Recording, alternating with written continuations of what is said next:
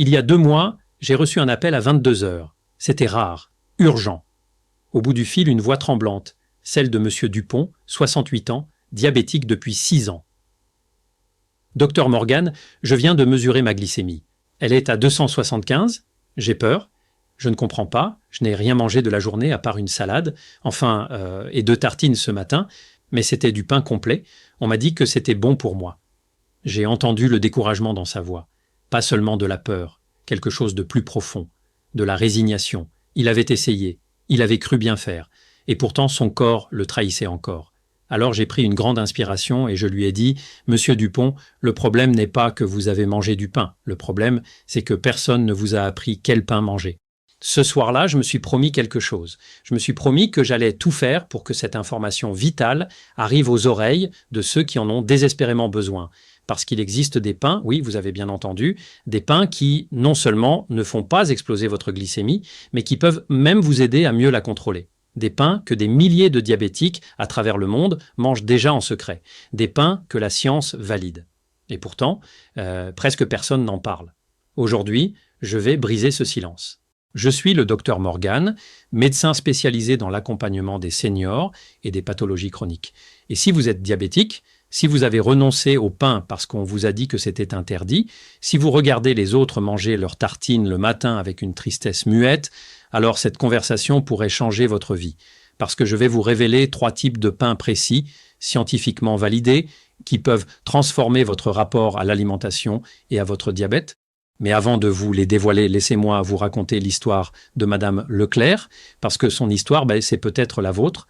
Madame Leclerc avait 72 ans, ancienne institutrice, une femme joyeuse, toujours souriante, jusqu'à son diagnostic de diabète il y a 3 ans. Le jour où son médecin lui a annoncé la nouvelle, il lui a aussi donné une liste, une longue liste d'interdits. Pas de sucre, pas de riz, pas de pâtes, pas de pain, surtout pas de pain. Elle est rentrée chez elle ce jour-là et elle a pleuré.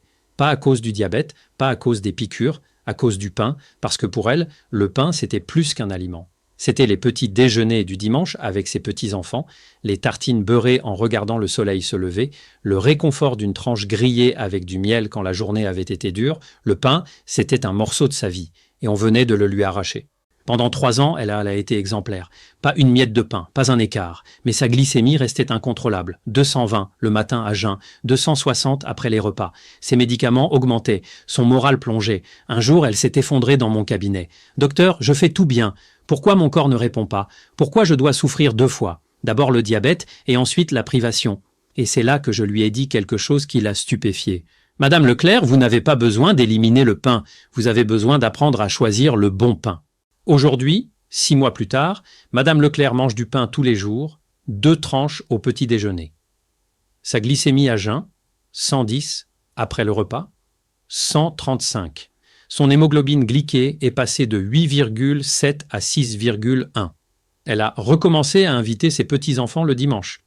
Elle a retrouvé le sourire et elle me dit chaque fois qu'elle me voit « Docteur, vous ne m'avez pas seulement rendu le pain, vous m'avez rendu la joie de vivre. » Alors vous vous demandez sûrement comment est-ce possible? Comment un diabétique peut-il manger du pain sans que sa glycémie s'envole? La réponse se trouve dans la compréhension de ce qui se passe réellement dans votre corps quand vous mangez du pain. Parce que tous les pains ne sont pas créés égaux. Loin de là. Le pain blanc ordinaire, celui qu'on trouve dans toutes les boulangeries, a un indice glycémique de 75. Qu'est-ce que ça signifie concrètement? Ça signifie que votre corps le transforme en sucre presque aussi vite que si vous buviez un soda. 2 tranches de pain blanc peuvent faire grimper votre glycémie de 80 à 100 points en moins de 45 minutes. C'est une bombe à retardement pour un diabétique. Mais voici ce que personne ne vous explique clairement. Ce n'est pas le pain en lui-même qui est le problème. C'est le type de farine utilisé, c'est le processus de fabrication industrielle, c'est la façon dont il est transformé. Imaginez votre intestin comme une autoroute. Le pain blanc, c'est comme si tous les véhicules entraient en même temps, à pleine vitesse, sans contrôle. Votre pancréas panique. Il produit de l'insuline en urgence, mais il n'arrive pas à gérer le flux. Le sucre reste en circulation dans votre sang, il abîme vos artères, il fatigue vos reins, il attaque vos yeux, il enflamme vos nerfs. En revanche, le bon pain, c'est comme si les véhicules entraient un par un, calmement, de manière régulée. Votre pancréas peut suivre, votre insuline fait son travail efficacement, votre glycémie monte doucement, progressivement, sans pic dangereux, et c'est précisément ce que font les 3 pains que je vais vous révéler. Alors accrochez-vous, parce que ce que vous allez apprendre va bouleverser tout ce que vous croyez savoir. Le premier pain dont je vais vous parler est le pain au grain germé. Peut-être que vous n'en avez jamais entendu parler. Peut-être que vous ne savez même pas ce que ça signifie. Mais laissez-moi vous dire quelque chose. Si vous êtes diabétique et que vous ne connaissez pas ce pain, vous passez à côté de l'une des armes les plus puissantes pour contrôler votre glycémie. Plusieurs études scientifiques majeures ont examiné les effets du pain germé sur les diabétiques. L'une d'elles, publiée dans le Journal of Nutrition and Metabolism, a suivi plus de 200 personnes diabétiques pendant 3 mois. Les résultats ont été tellement spectaculaires que les chercheurs ont dû vérifier leurs données plusieurs fois pour s'assurer qu'il n'y avait pas d'erreur. Disons que les personnes qui ont remplacé leur pain ordinaire par du pain germé ont vu leur pic de glycémie après les repas diminuer de 20%. Leur sensibilité à l'insuline s'est améliorée de 18%. Leur inflammation générale a baissé de 15% et certains ont même pu réduire leurs médicaments pour le diabète sous supervision médicale. Pas de médicaments miracles, pas de chirurgie, juste du pain germé. Alors qu'est-ce qui rend ce pain si extraordinairement différent ? La réponse se trouve dans un processus naturel fascinant. Quand les grains comme le blé, l'orge, le millet ou les lentilles germent, quelque chose de magique se produit au niveau moléculaire. Les enzymes naturelles du grain commencent à décomposer les amidons complexes en composés plus simples que votre corps peut traiter différemment. Pendant la germination, le grain se réveille. Il se prépare à devenir une plante. Et dans ce processus, il libère des nutriments qui étaient enfermés. Il réduit les composés antinutritionnels, il crée des fibres spéciales qu'on appelle amidons résistants. Cet amidon résistant, c'est la clé. Il résiste à la digestion dans votre intestin grêle. Au lieu de se transformer immédiatement en sucre, il voyage jusqu'à votre côlon où il nourrit vos bonnes bactéries. Le résultat ? Votre glucose augmente lentement, progressivement, sans ces pics violents qui détruisent vos vaisseaux sanguins. 2 tranches de pain germé contiennent environ 8 grammes de protéines qui stabilisent votre glycémie, 6 grammes de fibres qui ralentissent l'absorption du glucose et un indice glycémique de seulement 35 à 45. Comparez ça au pain blanc à 75. C'est presque 2 fois moins. Vous comprenez maintenant pourquoi c'est révolutionnaire ? Mais ce n'est pas tout. Le processus de germination réduit également un composé appelé acide phytique jusqu'à 75%. Pourquoi est-ce important ? L'acide phytique bloque l'absorption de minéraux essentiels comme le magnésium, le zinc et le fer. Quand il est réduit, votre corps peut mieux absorber ces minéraux vitaux. Et pour les diabétiques, le magnésium est particulièrement crucial parce qu'il aide vos cellules à mieux répondre à l'insuline. Laissez-moi vous parler de M. Renaud, 69 ans, diabétique depuis 7 ans. Quand il est venu me voir, il pesait à peine 52 kilos. Il était dénutri. À force de trop restreindre son alimentation, il avait perdu toute sa masse musculaire. Il ne mangeait que du poulet bouilli et de la salade. Tous les jours, la même chose. Et pourtant, sa glycémie restait à 210 le matin. Il était déprimé, épuisé, sans énergie. Sa famille avait peur qu'il finisse en dialyse parce que ses reins commençaient à montrer des signes de faiblesse. Je lui ai expliqué le pain germé. Je lui ai dit qu'il pouvait manger 2 tranches complètes au petit déjeuner s'il les combinait correctement. Il m'a regardé avec des yeux ronds. « Docteur, vous êtes sérieuse, 2 tranches complètes. Vous n'essayez pas juste de me faire plaisir ?» Je lui ai pris la main. « Monsieur Renaud, je vous donne la vérité scientifique, mais vous devez me faire confiance et suivre mes instructions exactement. » 4 mois plus tard, il était remonté à 58 kilos. Sa glycémie à jeun était à 108. Après le petit déjeuner avec du pain germé, elle ne montait qu'à 140. Son hémoglobine glyquée est passée de 9,2 à 6,8. Il m'a dit, les larmes aux yeux. « Docteur, j'ai recommencé à vivre. Je ne survis plus. Je vis. » Maintenant, comment reconnaître le vrai pain germé ? Parce que l'industrie alimentaire a compris que c'était tendance et beaucoup de produits se font passer pour du pain germé sans en avoir les bénéfices. Quand vous lisez l'étiquette, les premiers ingrédients doivent dire explicitement « grain germé », pas juste farine complète. Cherchez des marques qui listent blé germé, orge germé, millet germé, lentilles germées. Le vrai pain germé est souvent vendu congelé parce qu'il n'a pas de conservateur artificiel. C'est un bon signe. Vous le gardez au congélateur et vous le faites griller directement. Évitez absolument tout ce qui dit pain de blé germé, mais qui liste farine enrichie ou farine complète normale comme ingrédient principal. Ce sont des imitations marketing. Passons maintenant au deuxième pain. Un pain avec une histoire millénaire, mais une science ultramoderne qui le valide. Je parle du pain au levain authentique. Ce pain existe depuis des milliers d'années. Nos ancêtres le fabriquaient déjà en Égypte ancienne. Mais aujourd'hui, la recherche scientifique nous montre pourquoi il est si bénéfique pour les diabétiques. Une étude britannique publiée dans le British Journal of Nutrition a comparé des diabétiques qui mangeaient du pain au levain à ceux qui mangeaient du pain complet ordinaire pendant 8 semaines. Les résultats ont été clairs. Le groupe levain a montré une réponse glycémique 25% inférieure. Leur glycémie, après les repas, était de 30 à 35 points plus basse. Et leurs besoins en insuline ont diminué en moyenne de 18%. Alors qu'est-ce qui rend le pain au levain si spécial? C'est la fermentation. Pendant la fermentation qui dure entre 12 et 24 heures, des bactéries et des levures sauvages produisent de l'acide lactique et de l'acide acétique. Ces acides font que votre estomac se vide plus lentement. Imaginez votre estomac comme une écluse de canal. Le pain normal ouvre l'écluse d'un coup et tout passe rapidement vers votre intestin. Le pain au levain ouvre l'écluse lentement, laissant passer le contenu progressivement, régulièrement. Résultat, le sucre arrive dans votre sang petit à petit. Pas de tsunami glycémique, juste une montée douce et contrôlée. 2 tranches de levain authentique contiennent environ 7 grammes de protéines, 4 grammes de fibres et un indice glycémique de seulement 48 à 54. La fermentation prédigère également certains amidons et protéines avant même que vous ne le mangiez. Des recherches canadiennes montrent que ce processus peut réduire la réponse glycémique jusqu'à 30%. Mais il y a un autre bénéfice majeur que beaucoup ignorent. Le pain au levain améliore votre santé intestinale en créant des prébiotiques et probiotiques naturels. Et un intestin sain influence directement votre sensibilité à l'insuline à travers des mécanismes que la science commence à peine à découvrir. Je vais vous raconter l'histoire de Madame Fontaine. 74 ans. Diabétique depuis 9 ans, elle s'injectait de l'insuline 3 fois par jour. Sa glycémie oscillait entre 180 et 220 en permanence. Peu importe ce qu'elle faisait, ses médecins augmentaient constamment ses doses, mais rien ne fonctionnait. Elle était découragée, résignée. Elle m'a confié quelque chose que beaucoup de diabétiques ressentent, mais osent rarement dire. « Docteur, le pain me manque tellement. C'était ma nourriture préférée. Du pain avec du beurre, du pain avec de la confiture maison. Du pain avec mon café. Maintenant, ma vie est fade, sans saveur, sans joie. » Je lui ai parlé du pain au levain, je lui ai expliqué comment la fermentation transformait complètement la structure du pain. Elle était sceptique. « Docteur, j'ai tout essayé. Pourquoi ce serait différent ? » Parce que, lui ai-je répondu, la science démontre que la fermentation crée des acides qui ralentissent la digestion et protègent votre glycémie. Faites-moi confiance. 3 mois plus tard, elle avait réduit son insuline de 3 injections à une seule, sa glycémie moyenne était descendue à 120 et elle mangeait du pain au levain tous les jours. « Docteur, m'a-t-elle dit avec un sourire radieux, non seulement j'ai contrôlé ma glycémie, mais j'ai recommencé à profiter de mon café du matin avec du pain comme avant, je me sens vivante à nouveau. » Mais attention, tous les pains vendus sous l'appellation levain ne sont pas authentiques.